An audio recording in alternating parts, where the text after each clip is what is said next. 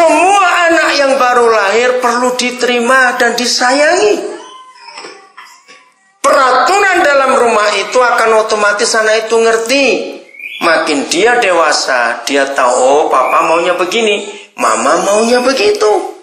Nah, gereja salah di sini. Begitu banyak kemunafikan di dalam gereja. Karena hidupnya nggak puas, nggak kenyang, nggak cukup, nggak lengkap, nggak utuh, nggak komplit tadi itu. Yang bisa membuat hidup seorang utuh, lengkap, kenyang, puas, ingat, tunjukkan Bapa itu kepada kami. Tunjukkan. Maka itu para pemimpin yang masih bisa mencat orang harus berubah. Orang itu nggak usah kita pecat. Kalau dia tidak bisa ngikuti, dia akan minggir sendiri. Itu cara yang saya pakai sampai hari ini. Saya memimpin banyak orang. Kalau memang nggak mau, dia akan minggir sendiri. Saya nggak pernah mencat orang sampai hari ini. Karena saya belajar dari Papa di surga yang luar biasa. Seringkali kita berkata, tapi itu aturan kita. Saya berkata, ada aturan lebih tinggi lagi. Itulah Alkitab. Betul, pakai aturan di Alkitab. Semuanya akan luar biasa. Yang ketiga, saya nggak usah buka ayatnya, kita semua tahu. Itu kisah di 2 Samuel pasal 12. Ketika Daud jatuh dalam dosa. Apa tahu tidak? Tahu. Dia utus siapa? Nabi Nathan. Masih ingat cara negurnya? Saya terharu betul. Masih ingat cara negur Nathan? Apakah begitu dia seorang nabi masuk istana? Hei pencina, bertobat kamu. Begitu atau tidak? Enggak, saudara. Dengan lembut Nathan berkata, Raja, saya mau menyampaikan suatu peristiwa. Apa itu? Daud tidak tahu kalau ini teguran. Ketika peristiwa disampaikan, Daud marah. Masih ingat kisahnya? Ada orang datang, tamu, ke rumah orang kaya di satu kota. Dia punya kambing banyak. Begitu datang tamu, orang kaya yang punya rumah ini jahat. Dia nggak mau potong kambingnya. Dia ambil kambing sebelah yang milik orang miskin, cuma seekor lagi. Masih ingat kisah itu? Lalu Nathan tanya, menurut raja orang kayak begitu diapakan? Panggil dia, hukum dia. Langsung bilang, nah, itu raja. Lihat cara negurnya luar biasa. Kapan gereja buat itu? Di Yohanes 4 ada kisah lain lagi. Ketika Tuhan Yesus ketemu pelacur di sumur Yakub, masih ingat di desa Sikar? Yohanes 4 nanti baca dulu. Tuhan Yesus tahu nggak kalau dia pelacur? Pasti tahu. Ingat cara dia negur? Apakah bilang, hei pelacur, bertobat kamu? Walaupun terus tahu dia pernah nyimpen 5 laki-laki. Wih, keren pelacur ini. Koleksinya laki-laki banyak sekali. Yang sekarang laki-laki ke-6 dikoleksi juga. Hebat. Tuhan Yesus tahu, saudara. Daud itu sudah jadi hamba Tuhan, pelayan Tuhan. Negurnya pun tetap penuh kasih. Pelacur ini belum kenal Tuhan, tetap negurnya juga penuh kasih. Petrus itu murid lebih-lebih lagi. Jelas salah, lihat cara negur. Nah, ini yang diperlukan oleh dunia. Saya percaya kalau gereja membuka hati, nggak akan ada anak-anak iPhone di Wamena. Betul? Terima mereka apa adanya. Saya beralih dulu. Banyak suami kurang ajar, menceraikan istri karena pakai ayat Matius 19. Boleh ceraikan kalau berzina. Saya nggak terima. Kenapa? Karena ada Efesus 5:33. Yesus pun kena pada hukum itu. Sekarang saya tunjukkan hukum ini. Dengar lagi-lagi, sampaikan pada semua orang bahwa Matius 19 itu ayatnya enggak tepat seperti itu maksudnya. Tidak. Ya, nanti saya akan tunjukkan Markus 10-nya yang menjelaskan. Jadi begitu. Kalau kita hanya mengambil istri yang pernah berzina, lalu kita boleh ceraikan dia, tunggu dulu. Saudara masih ingat KUHS? Saya kalau KUHP nggak hafal. Yang hafal itu polisi, jaksa, dan hakim. KUHP itu atau kitab undang-undang hukum pidana atau kitab undang-undang hukum perkara. Satu pun saya nggak hafal. Tapi kalau KUHS saya hafal. Kitab undang-undang hukum surga. Saya hafal. Ya. Di dalam KUHS pasal-pasal perzinahan. Masih ingat Matius 5? Keren pasalnya. Begini hukum surga. Apabila kamu memandang seseorang Lalu apa? Kamu menginginkan, maka kamu sudah apa? Berzina dengan dia di manamu? Di pikiran. Ayo laki-laki.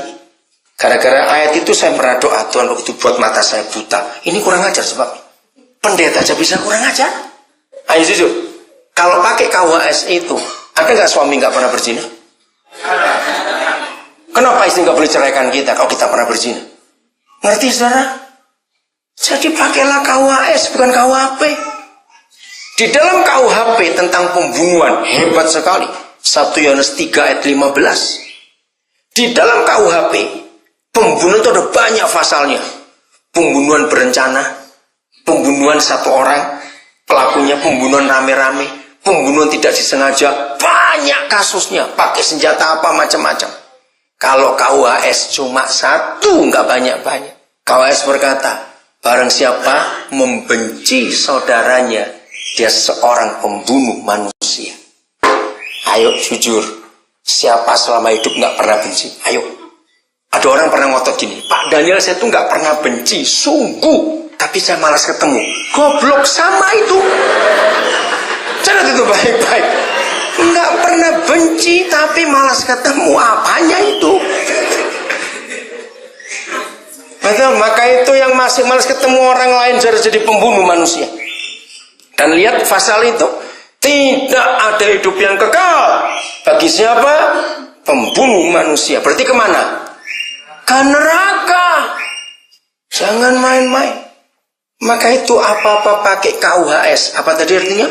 Kitab undang-undang hukum surga. Dan itu ada di Alkitab.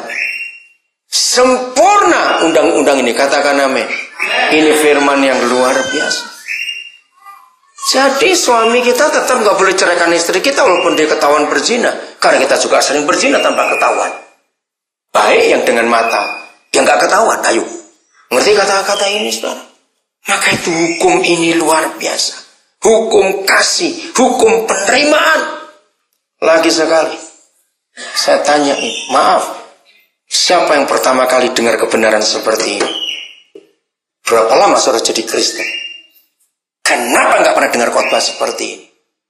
Karena khotbahnya cuma teori dan doktrin yang kita dengar selama ini. Bukan membuka yang tertulis. Padahal ini sederhana sekali. Ada semua di Alkitab.